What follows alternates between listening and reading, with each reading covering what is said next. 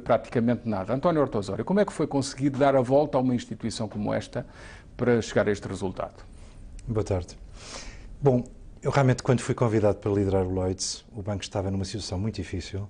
O governo inglês teve que intervir no banco, injetando 20 bilhões de euros de capital, um valor muito significativo, e na altura nós tínhamos de tomar uma série de prioridades. O banco tinha problemas ao nível do financiamento, no sentido, para dar um exemplo, que tinha 300 bilhões de libras de financiamento nos mercados monetários e Estamos nesta entrevista a grossistas. utilizar o bilhões como 1000 milhões na expressão portuguesa. Exatamente. Só para esclarecer. 300 mil milhões. Sim. O banco tinha 300 mil milhões de libras de financiamento nos mercados monetários e grossistas para financiar, para dar uma ideia, 50% da carteira de crédito, 600 mil milhões. Portanto, tinha um problema bastante difícil em termos dos depósitos só constituírem metade da carteira de créditos.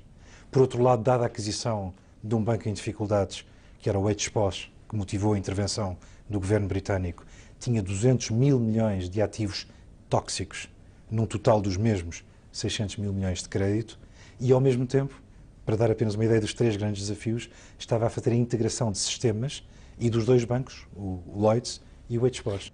Quais foram as medidas de urgência?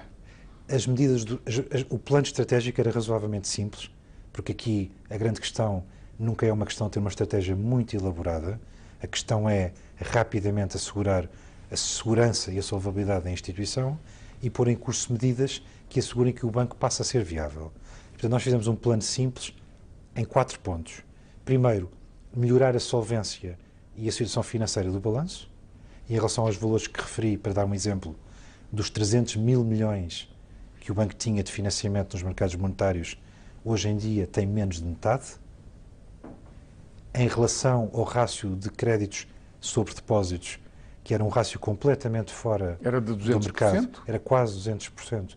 Neste momento temos um rácio de 100% em termos dos créditos e dos depósitos na parte do core bank, que era um objetivo que nós só iríamos atingir em 2014.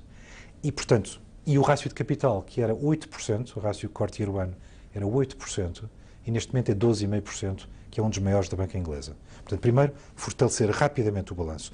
Como é que se fez isso? Fez-se isso através da redução dos ativos tóxicos, que permitiram o pagamento desses fundos que o banco tinha nos mercados monetários e equilibrar o rácio de créditos em relação ao rácio dos depósitos, e em relação ao rácio de capital e à melhoria dos resultados que vieram, portanto, a melhorar e que pela primeira vez, no primeiro trimestre deste ano, o banco teve resultados positivos depois de 5 anos da crise, foi com base na simplificação do banco. E com a ajuda do Estado britânico, obviamente, também tem que incluir esse elemento que é importante, os tais... não, sem dúvida. A ajuda, a ajuda do governo britânico possibilitou que o banco sobrevivesse sem ser nacionalizado. O segundo ponto do nosso plano foi simplificar o banco do ponto de vista do cliente, de maneira a melhorar a experiência do cliente quando ia aos balcões, ou quando telefonava, ou quando acedia à internet, e ao mesmo tempo, pela simplificação, reduzir significativamente os custos. Para lhe dar uma ideia, o banco onde eu estava anteriormente no Reino Unido portanto, o Lloyds era 4 vezes maior que o Santander no Reino Unido. Tinha 4 vezes as receitas, mas tinha 5 vezes os custos, quando provavelmente deveria ter 3,5, por causa das economias de escala. Portanto, nós lançámos um processo muito forte de simplificação. Dissemos na altura que esse processo levaria a poupar 1000 milhões de libras de custos em 4 anos, que são cerca de 10% da base de custos do banco, e poupámos esses 1000 milhões apenas em 18 meses. Portanto, no fim do ano passado, o objetivo dos 1000 milhões foi alcançado e nós comunicámos agora ao mercado, no primeiro trimestre, que em vez de 1000 milhões, no fim dos 4 anos do plano, até ao fim de 2014, vamos poupar 2000 milhões de libras de custos, o que significa poupar, para dar uma ideia relativa, 20% dos custos nominais do banco em 4 anos, sem fechar uma única agência, portanto, mas sem retirar capacidades, colaboradores. E vou já falar nisso, mas sem fechar uma única agência e com todos os indicadores de qualidade a subirem. Todos os indicadores de qualidade nas 3 marcas estão a subir, quer na marca Lloyds, quer na marca Halifax, quer na marca Bank of Scotland, e as reclamações, que na Inglaterra há uma forte componente de reclamações no tratamento com os clientes, passaram para menos de metade. Em relação à força de trabalho, sem dúvida, dada a aquisição do HBOS, nós tínhamos que fazer esse processo de simplificação que tínhamos que fazer acarretava necessariamente e infelizmente perca de postos de trabalho. Nós anunciámos na estratégia em junho de 2011 que seriam 15 mil postos de trabalho num total de cerca de 110 mil pessoas ao longo dos 4 anos e vamos reduzir os custos em cerca de 2 mil milhões, portanto o dobro do que nos tínhamos comprometido, mas mantendo a perca de postos de trabalho limitada ao que tínhamos anunciado. Estamos a fazer isso através de redução de custos unitários de compras, através da utilização muito maior dos canais digitais e do telephone banking, em que temos neste momento 3,3 milhões de clientes que usam o banco por telefone e que tínhamos 0 há 18 meses, e temos vindo a fazer um esforço enorme de simplificação. Já vai chegar aos lucros no final deste ano? Nós já estamos em lucros no primeiro trimestre e este vai ser o primeiro ano completo em que o Lloyds vai ter lucros desde a crise, como eu comuniquei oficialmente quando publicámos os resultados do primeiro trimestre. Mas têm tanta certeza de que assim será, olhando para uma economia britânica que ainda há pouco tempo vinha representada numa capa da Economist, da influente revista, com um carro de fabrico britânico sem as rodas e um título que dizia economia estagnada, economia que não anda. Isso é fazer banca num país como este... Os ingleses têm uma característica muito interessante, que eu muito aprecio, é que são muito autocríticos. Os ingleses não são nada complacentes, são muito autocríticos, e eu digo isso no bom sentido, porque eu próprio acho que a complacência é uma condição, normalmente, que vem antes da decadência. E, portanto, é preciso evitar ser complacente. E eu acho que a economia inglesa está melhor do que as pessoas pensam. Penso que a economia inglesa, que evitou o chamado double dip, a economia inglesa está lentamente a recuperar. A previsão que nós temos no banco, e nós temos 25% do mercado inglês, quer no retalho, quer nas empresas, é que o PIB deverá crescer este ano entre 0,5% e 1%, o que não é brilhante em termos ou históricos ou internacionais, mas é muito bom no contexto de um PIB que o ano passado a Inglaterra teve estagnado, e é muito bom no contexto europeu, que, como sabes, está a descer há 3 trimestres consecutivos. Mas o Reino Unido está a fazer austeridade. Está a fazer austeridade.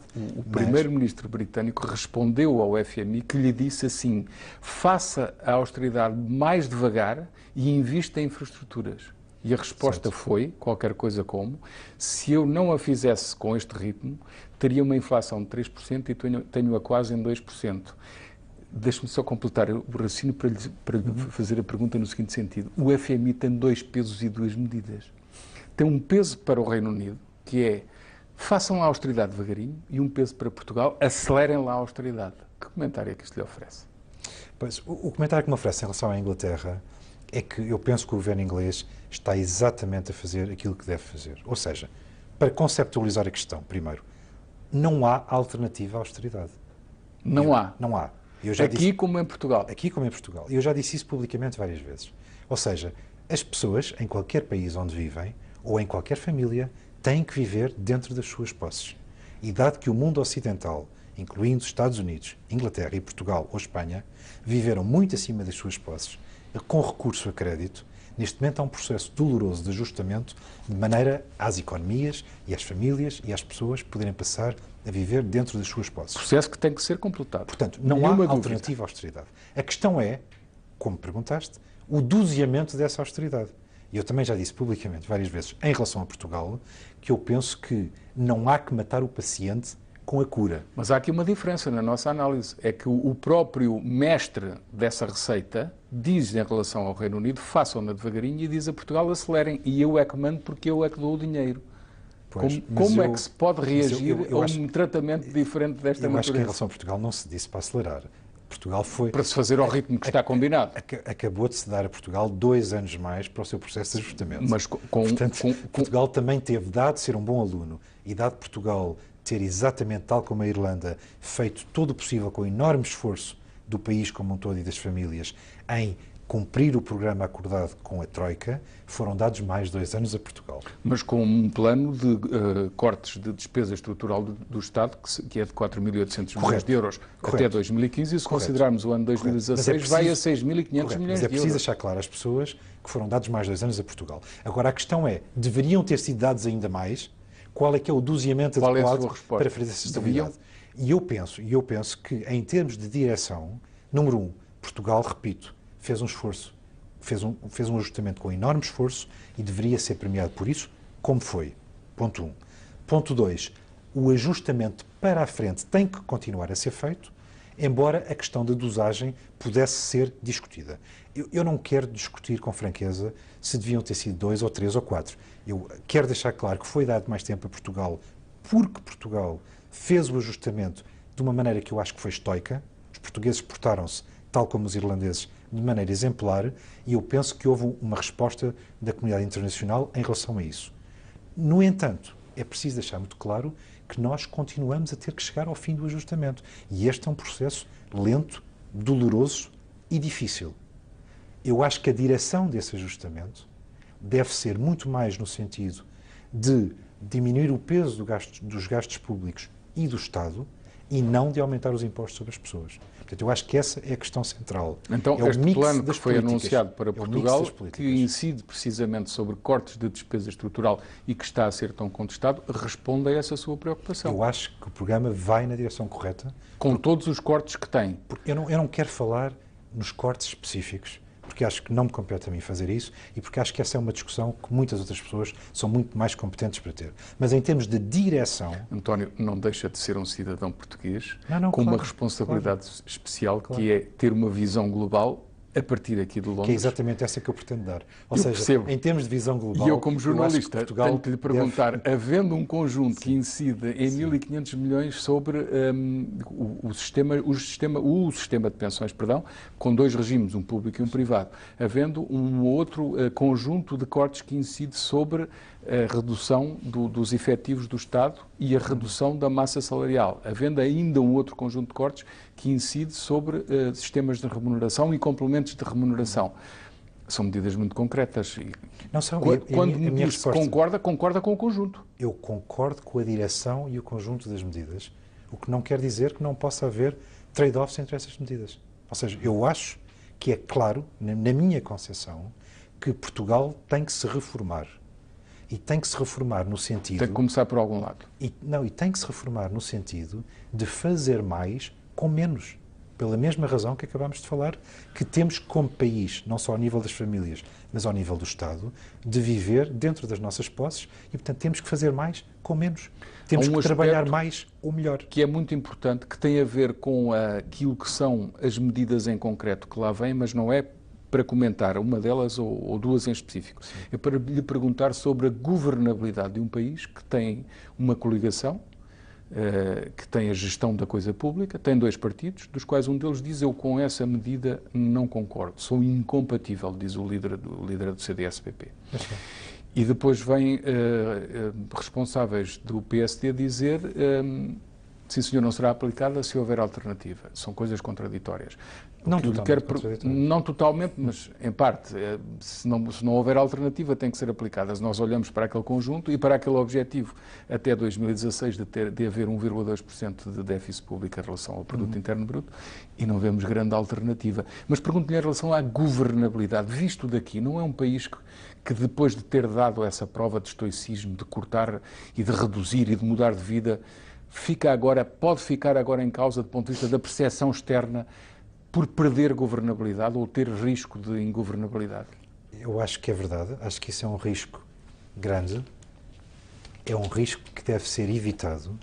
E visto de Londres, é muito claro, visto de Londres, número 1, que Portugal é visto como a Irlanda, como eu disse, e não como a Grécia. Eu acho que isso é um ganho que Portugal deve manter a todo o custo. Continua a ser assim. Continua a ser assim. E a percepção internacional é muito boa. Segundo, é para mim absolutamente claro que o caminho é na direção que acabamos de referir. Ou seja, não há outro caminho em termos de direção, embora possa haver debate sobre a intensidade dessa direção. O tal ritmo. Ou sobre que o FMI exige de uma forma diferente ao Reino Unido e a Portugal mantém, depois de revista, aquilo que disse, depois de revista os objetivos, mas mantém uma intensidade forte. Portanto, pode haver debate sobre o ritmo e pode haver debate sobre o mix. Eu acho que, em termos de mix, a direção também é correta, porque nós temos que reformar o Estado em vez de aumentar os impostos sobre as pessoas. Portanto, é melhor reduzir o peso do Estado, em alternativa, aumentar os impostos sobre as pessoas. Em termos de governabilidade, parece-me claro que a coligação tem uma responsabilidade muito especial por não desbaratar o crédito conquistado em termos internacionais, e penso que os líderes da coligação, ambos, estão atentos a isso, como penso que o Presidente da República também está muito atento a isso. E não vejo alternativa. Portanto, penso que a coligação, como em qualquer coligação, terá que se entender sobre os objetivos principais no sentido de salvaguardar o interesse do país. E acho que o interesse do país é muito claro. Pelo menos até 2014? Deve salvaguardar os interesses do país até, se possível, até ao fim, até às próximas eleições. Mas pelo menos até à necessidade de reentrada em mercado, meados de 2014. Deve fazê-lo até ao fim. Não sou nada adepto, a não ser por razões excepcionais, dos governos não cumprir o seu mandato até ao fim, porque as pessoas têm uma estabilidade temporal, têm expectativas, desenham um plano de acordo com essa estabilidade temporal e devem ser julgados no fim desse período de acordo com os resultados que obtiveram. E em relação àquilo que é mais técnico, que é o resultado dessa governação do ponto de vista dos cortes de despesa, tanto falamos de sistema de pensões, falamos de redução de despesa do Estado, o impacto que terá na economia todo este conjunto, em Portugal é visto por muitos setores e muitos analistas como potencialmente muito recessivo, agravando aquilo que já tem sido a recessão, que é bastante forte. Que comentário lhe oferece esse ritmo que não deverá mudar, uma vez que acabamos de fechar a 7ª avaliação, claro. Não deverá mudar. Há esse receio. Pois, eu tenho dois comentários sobre isso. O primeiro é que, obviamente, os efeitos de austeridade que foram calculados a priori manifestaram-se claramente equivocados. Portanto, quando os planos foram desenhados no início, foi subestimado o impacto da austeridade, como hoje em dia é um facto, mas é fácil falar à segunda-feira sobre os resultados do futebol ao domingo. Mas não há dúvida que é um facto. Eu diria de outra maneira, se me permite, já se sabia que iria ser quase assim, mas era preciso gerir a expectativa do país. Eu não sei se é assim ou não, não tenho essa informação. O que é um facto é que os resultados saíram claramente aquém do esperado em termos de austeridade, ou seja, os impactos da austeridade foram muito superiores àquilo que tinha sido calculado na altura. Tanto em queda de produção como em aumento do desemprego. É um facto indesmentível. A segunda questão é, tal como acabaste de dizer, uma vez que o programa foi agora reacordado, obviamente que tem que se tentar cumprir o programa. Agora, em termos de bom senso, e eu sou um gestor, eu acho que é óbvio que conforme os resultados do programa daqui para a frente, deve-se medir e monitorar a intensidade e adequá-la aos resultados que forem surgindo. Portanto, se o plano decorrer de acordo com o que está previsto, ótimo. Se os resultados se começarem a desviar, acho que deve ser óbvio que devem ser tomadas medidas atempadas para corrigir o que venha a acontecer. Se não houver crescimento e se o desemprego continuar a aumentar, teremos que para isso é que os governos servem, não? Os governos servem para tomar medidas conforme a situação se vai desenrolando no terreno, porque uma coisa que é clara quando se desenha um plano é que esse plano nunca vai sair da maneira como foi desenhado. O que não quer dizer que não vale a pena fazer planos. Do ponto de vista mais técnico... Certo, isso é muito importante. Claro, quer dizer, é importante ter planos para ter um norte claro e ter toda uma equipa governativa a trabalhar nessa direção. Mas, obviamente, a realidade concreta e o futuro a Deus pertence sai normalmente diferente dos planos. É para isso que servem as equipas de gestão e os governos, para corrigir o caminho de acordo com o que se passa no futuro. Que haja a possibilidade de mudar esse conjunto de acordo entre os dois líderes e que se mantenha a coligação a governar. Eu não disse que estava confiante, eu disse que era essencial... É um apelo, em vez de um registro daquilo que acha que vai acontecer. Acho que, visto de Londres e do estrangeiro, o capital de confiança que Portugal ganhou, e eu diria arduamente, porque os impactos da austeridade são muito duros sobre a vida das pessoas, não pode ser desbaratado. Daquilo que verificou em termos financeiros, com as emissões que ocorreram uma em janeiro e outra agora em maio, que tiveram resultados interessantes, estão criadas as condições para, em junho do ano que vem, voltarmos do pleno direito a mercado? Ora bem, essa é outra questão interessante. Esta é mais técnica, mas é muito importante os portugueses perceberem, visto de Londres também. Eu responderia de uma maneira que acho que os portugueses vão perceber claramente.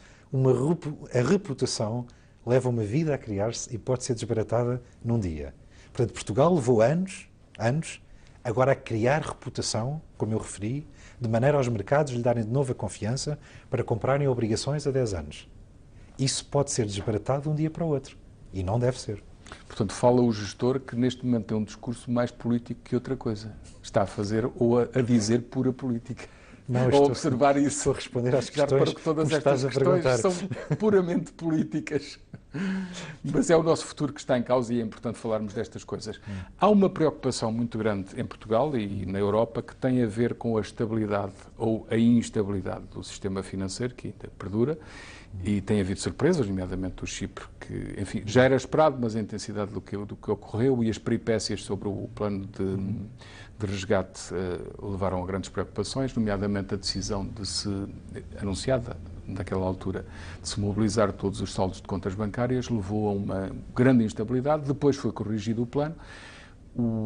As instituições europeias acabaram por dizer: não senhor, abaixo dos 100 mil euros de depósitos não se toca em nada, mas agora vem a reconhecer que acima de 100 mil euros, portanto já é objetivo, já é expresso, acima de 100 mil euros, se for necessário, esses saldos terão que concorrer para a viabilização das instituições financeiras. Acha bem? Bom, sobre isso é preciso dizer duas coisas. Essa situação não está completamente determinada. Ainda não, mas a vontade já foi expressa. E ontem saiu um documento para consulta da Comissão Europeia em que se deixa em aberto o que é que acontece aos depósitos acima de 100 mil euros. Portanto, saiu um documento para consulta ontem em que ficou claro que o capital, obviamente, os acionistas respondem em primeira instância, depois responderão os obrigacionistas, os depósitos abaixo de 100 mil euros estão totalmente protegidos e não está totalmente claro o que é que se passa nos depósitos acima de 100 mil euros. Serão o último ativo a ser mobilizado, se for necessário, em princípio. Mas, de qualquer forma, respondendo ao cerne da questão, eu penso que a questão do Chipre é uma questão, número um, que foi tratada de maneira muito leviana, na minha opinião, e segundo, que há que evitar a todo o custo. Ou seja, os depósitos das pessoas, e deixo aqui expresso... Sejam abaixo, sejam acima de 100 mil euros? Vamos começar pelos depósitos abaixo de 100 mil euros. Sim. Os depósitos das pessoas, portanto, os depósitos modestos, arduamente ganhos, são um capital de confiança que os bancos e as sociedades não podem desbaratar. Ou seja, é graças aos depósitos que as pessoas depositam nos bancos, em vez de os deixar no colchão, que os bancos podem usar esse dinheiro para financiar a economia, as empresas e a compra de casa, de maneira a que a economia se mova, de que haja um oleamento da economia. Portanto, a confiança, que é a base do negócio bancário, não pode ser posta em causa. E por isso é que eu acho que a situação no Chipre foi tratada de maneira muito leviana. Foi corrigido. Foi corrigido. Mas foi um mau exemplo, que não pode ser repetido. Dito isto, eu penso que os depósitos têm que ser protegidos. E, portanto...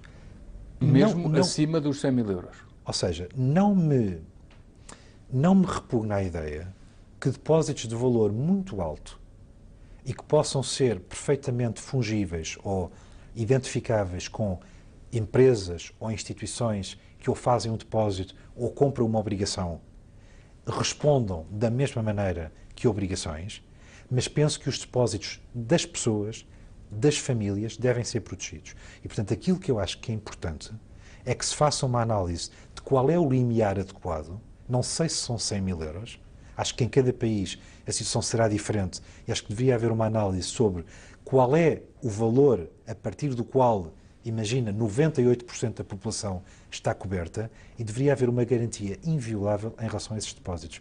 Porque, repito, isso é a base da confiança. Está a dizer-me que permite às pessoas deveria até ser superior dependendo da situação de cada país e do conjunto dos depositantes. Acho que poderia ser superior. Ou seja, deveria ser feita uma análise que pode ser que seja diferente de país a país, mas, na minha opinião, os depósitos das famílias e dos indivíduos, portanto, das famílias e das pessoas, devem ser inequivocamente protegidos pelo Governo e pelas autoridades europeias. Porque, repito, isso é a base do funcionamento das economias no mundo ocidental e da confiança das pessoas em pôr o dinheiro no banco em vez de o deixarem debaixo do colchão. E só em casos muito excepcionais é que então admite o princípio de desmobilizar para salvar as instituições em vez de se perder tudo. Ora bem... Admite esse princípio? Não o raciocínio será melhor fazer assim do que deixar as instituições desaparecerem completamente. Isso sem dúvida, mas há melhores alternativas. Era isso que eu queria referir. Ou seja, o que está a ser negociado ao nível de Basileia, em termos dos mecanismos de intervenção em instituições que entrem em dificuldades, é o seguinte: o capital que está a ser aumentado responde em primeira instância por uma instituição em dificuldades, depois vai haver obrigações subordinadas ou instrumentos convertíveis em capital, os famosos cocos, que também foram utilizados em Portugal por alguns dos bancos portugueses, que respondem em segunda instância, e depois há a questão que acabaste de pôr. Então, e se esse valor não é necessário? Vamos afetar os depósitos? Ora, em minha opinião, a melhor solução é ter uma camada adicional de fundos por obrigações que não são subordinadas nem cocos, mas que são obrigações normais, que são as chamadas bail-in, obrigações bailable-in, ou seja, um conjunto de obrigações que os investidores, que serão investidores institucionais, sabem à partida que, caso o banco entre em dificuldade, podem perder parte dessas obrigações. E, portanto, é normal que essas obrigações tenham uma rentabilidade acrescida em relação àquela que pagam atualmente para compensar pelo risco. E o que está a ser combinado ao nível de Basileia é que a totalidade do capital, mais os cocos e as obrigações subordinadas, e essas obrigações bailable in, como se diz em inglês, que atinjam uma meta ainda por definir, mas que poderá ser cerca de 20% dos ativos totais de um banco, de maneira a estar absolutamente seguros de que os depósitos estão protegidos. Eu acho que essa é a melhor solução. Estamos a falar de uma matéria que também tem a ver com aquilo que são as práticas de remuneração, um tema sempre recorrente, mas que eu gostava de abordar rapidamente nesta conversa. Houve uma polémica na altura em que assumiu a liderança do banco, em março de 2011. Eu retive o número 8 milhões de libras como remuneração que tinha sido combinada. Imagino que tenha recebido menos e sei que houve um deferimento de um prémio. Houve também uma redução dessa prática, nomeadamente no Lloyds. Qual é a situação atual? Esse é outro tema interessante, ou seja, esse tema tem duas questões. Tem a questão prática e os... Do que estou a falar são números que são divulgados no próprio mercado. Tem a questão prática dos números e tem a questão conceptual. Certo. Em relação à questão conceptual, que eu acho que é importante porque depois enquadra a questão dos números, a remuneração em Inglaterra atua de maneira diferente daquilo que é prática, por exemplo, em Portugal. E há uma parte que é, obviamente, salário, como em Portugal, há uma parte que é bónus, que é normal no setor financeiro e também existe em Portugal, e depois há uma terceira parte que são planos a longo prazo e que apenas acontecem caso um conjunto de circunstâncias aconteçam. E a imprensa tratou na altura, como trata hoje, todos esses números como números máximos. Portanto, os tais 8 milhões ou 10... Era o máximo que poderia receber. Exatamente. Ou 10 milhões, números que aparecem em relação a CEOs de bancos ou de empresas, são números máximos caso uma série de ações aconteçam. Não os vai receber. Enquadrar. Agora, vou já responder sobre isso. Conceptualmente, em relação à remuneração, eu penso que o que é importante são 3 aspectos. Primeiro, que a remuneração seja adequada ao mérito e que o mérito seja absolutamente medido em termos de números e no tempo. Ponto 1. Ponto 2. Acho que a remuneração extraordinária, portanto, aquilo que não é salário, deve ser pago em ações da companhia, de maneira que os interesses da gestão estejam absolutamente alinhados com os interesses dos acionistas. E a longo prazo, porque performance hoje pode-se revelar, como foi antes da crise, em performance desastrosa daqui a 3 anos. Portanto, deve ser a longo prazo e diferidos. E terceiro, caso a performance que parece hoje existir se revele no futuro inadequada, esses valores devem poder ser retornados ao acionista. Que é exatamente o sistema de remunerações que existe hoje em dia na banca inglesa. E do que lhe é dado a observar hoje para o futuro, pelo que percebi, em 2018 receberá um prémio pelo que desenvolver até lá. É esse o horizonte temporal estabelecido. Em relação com isso, e respondendo agora ao caso concreto, é absolutamente público, como disseste, que me foi atribuído pelo Conselho um bónus de cerca de 1,5 milhão de libras o ano passado, mas esse 1,5 milhão de libras, que a acontecer será pago em ações, é diferido por um mínimo de 5 anos, número 1, e só acontece caso as ações do Lloyds subam acima de um dado valor ou o Governo venda 1/3 da sua posição acima dos 61 PI, que é o preço do contribuinte britânico, e além disso, caso haja algum problema nos próximos 5 anos, essa remuneração pode voltar ao acionista em qualquer momento, o que eu penso que é absolutamente correto. Muito bem, eu tenho uma pergunta para lhe fazer que tem a ver com o tempo económico que vivemos em Portugal durante muitos anos. Sim. A última década, os últimos 15 anos. O que eu verifico como jornalista, que me dedica muitas vezes a aprofundar os conhecimentos sobre aquilo que nos aconteceu, leva-me a concluir que houve uma gigantesca deriva, chamo-lhe deriva assumindo a palavra, de uma economia que tinha uma parte concorrencial muito interessante, para uma economia que se refugiou em rendas certas e permanentes e garantidas, na área da energia, na área de infraestruturas de transportes como a rodovia, até a ferrovia, e muito do sistema financeiro potenciou, ficou como acionista, ficou como financiador e está hoje a receber essas rendas. Estamos a falar de Portugal. Estou a falar de Portugal. Também esteve como banqueiro, nessa altura, nesse período de 15 anos, esteve como banqueiro em Portugal. Sem dúvida. Revê-se como corresponsável por esta mudança estrutural, neste caso num sentido menos positivo, da nossa economia portuguesa para uma economia de refugiada, não digo totalmente, mas em boa parte em rendas certas e permanentes? Não, por acaso não me revejo absolutamente nada e acho que os factos são claríssimos. Ou seja, o Santander Tota foi um banco que nasceu através da junção, da aquisição pelo Santander do Tota. Acho que nós introduzimos imensa concorrência no setor e a prova é que os banqueiros da altura se opuseram veementemente à entrada do Santander em Portugal, exatamente pelo medo que tinham na altura da concorrência que realmente se veio a verificar. O Santander Tota ganhou muita cota de mercado nos particulares, na habitação, com a introdução de produtos inovadores, como a famosa crédito de habitação, oferta mobília, que provavelmente te lembrarás na altura, portanto, introduzindo concorrência, produtos inovadores, mas através de baixar os custos, o que permitiu oferecer sucessivamente melhores condições aos clientes, e eu penso que, nesse sentido, o Santander Tota contribuiu imenso para a concorrência no setor financeiro e para melhores condições para os portugueses. Financiar grandes empresas, daquelas empresas que se refugiaram em mercados protegidos, nomeadamente da energia, acabou por aproveitar essa parte. Financiámos muito, mas nunca tomámos participações em empresas. Para nós foi sempre muito claro que a banca não deve tomar participações em empresas e, como sabe, o Santander Tota não tem participações em empresas. Mas também participaram nas células parcerias público-privadas.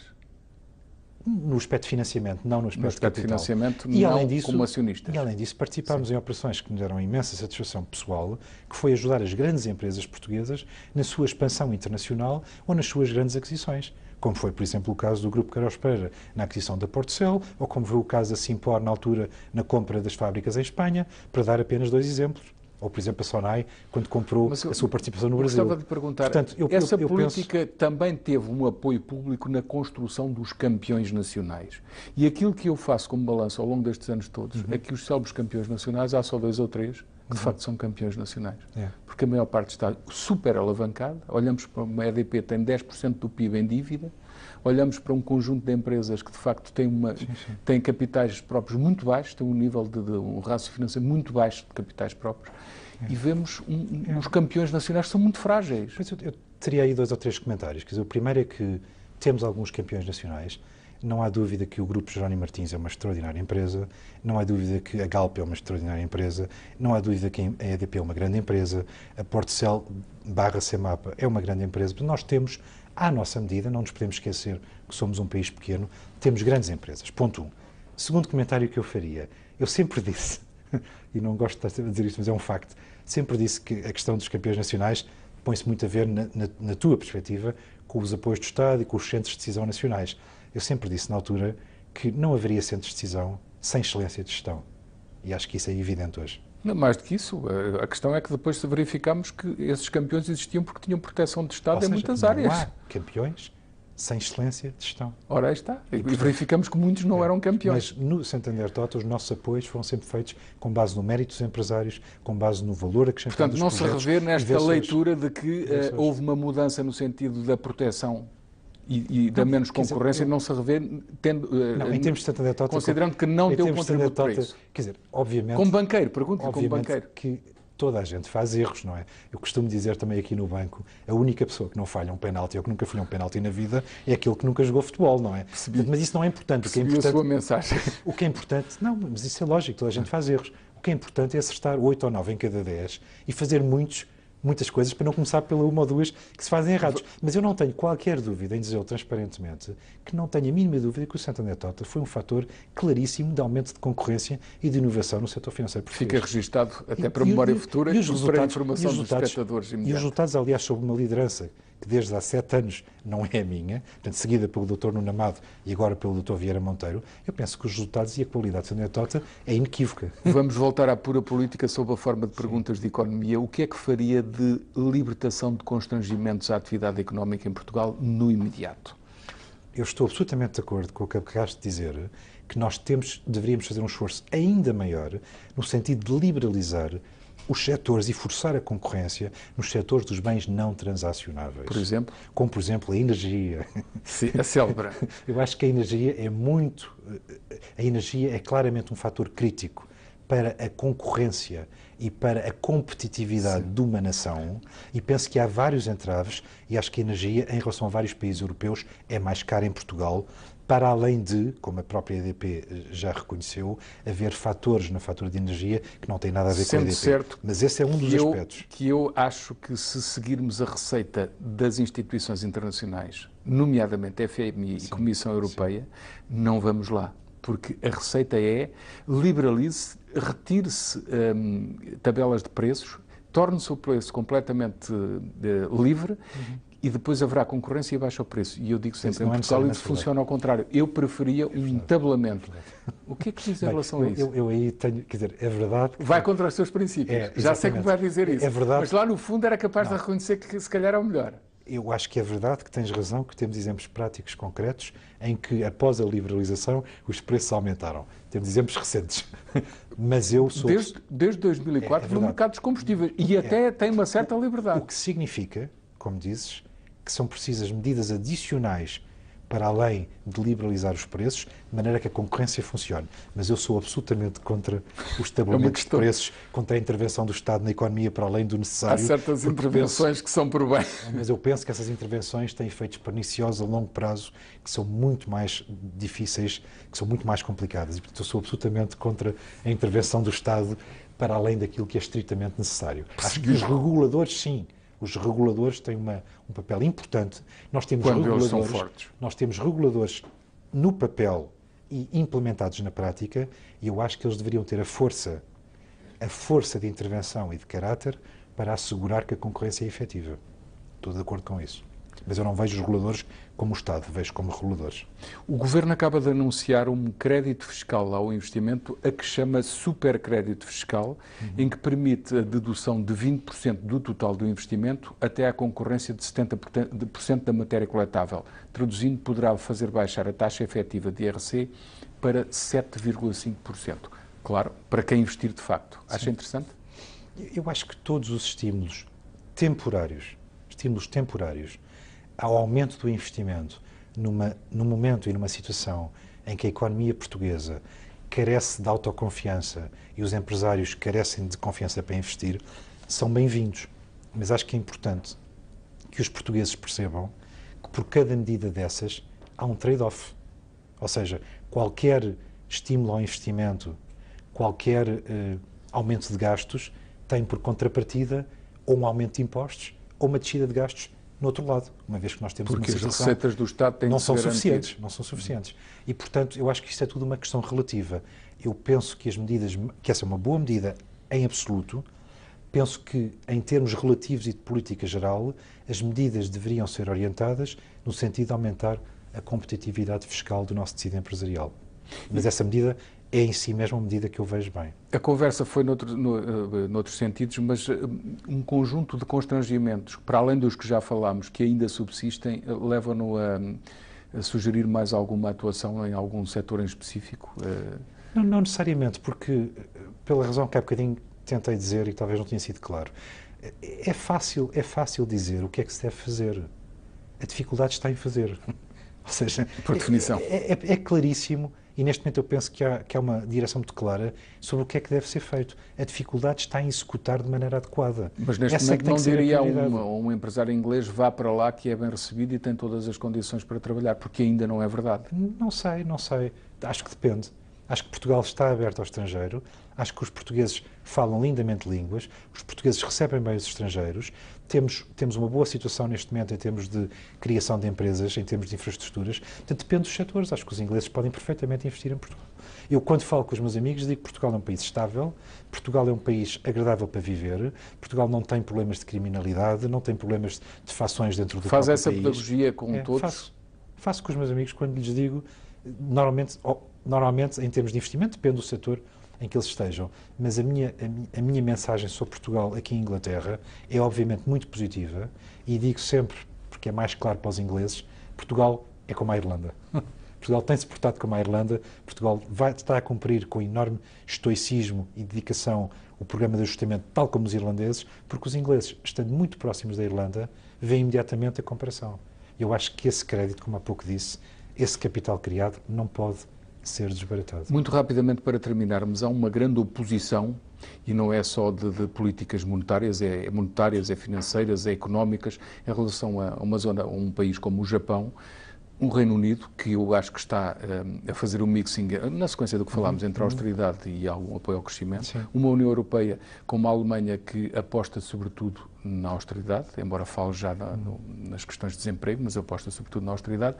E uma União, os Estados Unidos, uma União, por definição monetária, que tem uma política económica que é estímulos criados a partir do nada com dinheiro que não existe.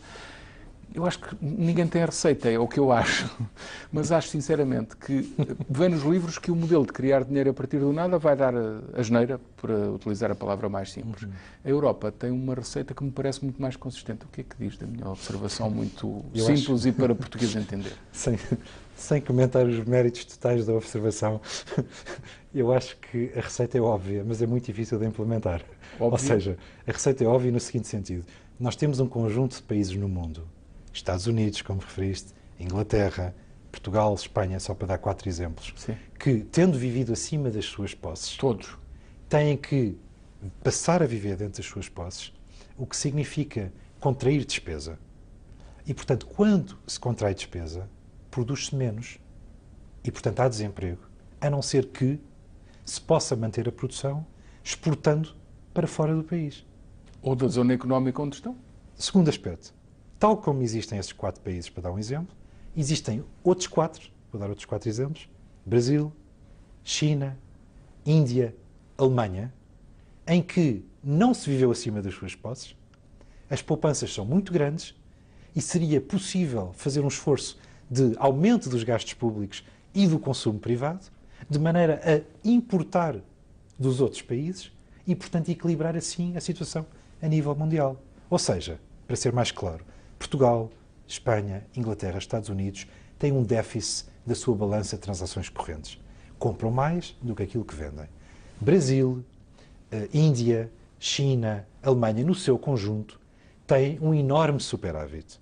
Se estes países tomassem políticas expansionistas, comprariam mais dos primeiros países e ajudariam a equilibrar a situação. Acredita nisso? Ora, por isso é que eu disse que a situação era fácil, o problema era implementar. Tenho que lhe fazer uma pergunta mais específica. Acredita que se aumentarem os salários dos alemães em 20%, isso implica que comprem mais a Portugal? É que eu acho que não vão comprar mais a Portugal, vão comprar mais à China, por exemplo? Não, mas compram mais em geral e, portanto, também a Portugal. Resultaria então? Sim, e se houvesse um aumento de gastos na Alemanha, esse aumento de gastos públicos também se reverteria em maiores importações e, portanto, Portugal, por tabela, ganharia. Ou seja, a questão é, os alemães não querem gastar mais. Os alemães gostam de viver dentro da austeridade, integraram a Alemanha Oriental com enorme esforço, há 20 anos, tal como agora a Europa e Portugal está a fazer, acham que se eles integraram a Alemanha com enorme esforço, que lhes levou 5 ou 6 anos a fazer, os europeus devem fazer o mesmo, e eu acho que os países do sul da Europa, Itália, Espanha, Portugal, não têm a certeza se querem viver como os alemães. E a questão aqui é a questão crítica da União Europeia. Ou seja, a União Europeia nasceu como um projeto político para evitar que alguma vez mais houvesse guerra na Europa. A base do projeto da União Europeia, sendo política, assenta na solidariedade entre os países e assenta num mercado único comum. A solidariedade é fundamental, na minha opinião, para fazer a integração entre o Norte e o Sul. E neste momento está-se a criar um fosso entre o Norte e o Sul que eu vejo com enorme apreensão.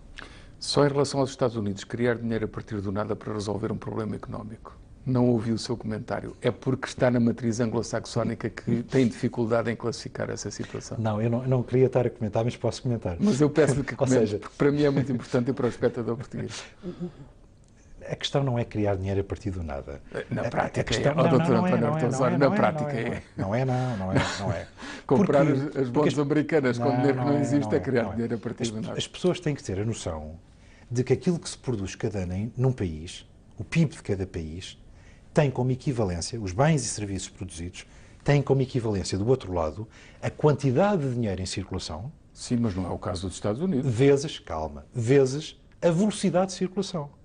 Como após a crise a velocidade de circulação caiu a pique, foi necessário aumentar muito a quantidade de dinheiro em circulação para compensar o efeito da velocidade e impedir que o PIB descesse a pique. No momento em que a economia recuperar e a velocidade de circulação do dinheiro aumentar e o PIB começar a crescer, essa mesma massa monetária que foi criada pode ser retirada de circulação de modo a tentar suavizar o ajustamento. Se, entretanto, a inflação não disparar e não houver assim uma surpresa daquelas que acontece de um dia para o outro, que historicamente aconteceu. Portanto, o meu comentário é, obviamente é uma medida perigosa, por isso é que se chama uma medida não convencional.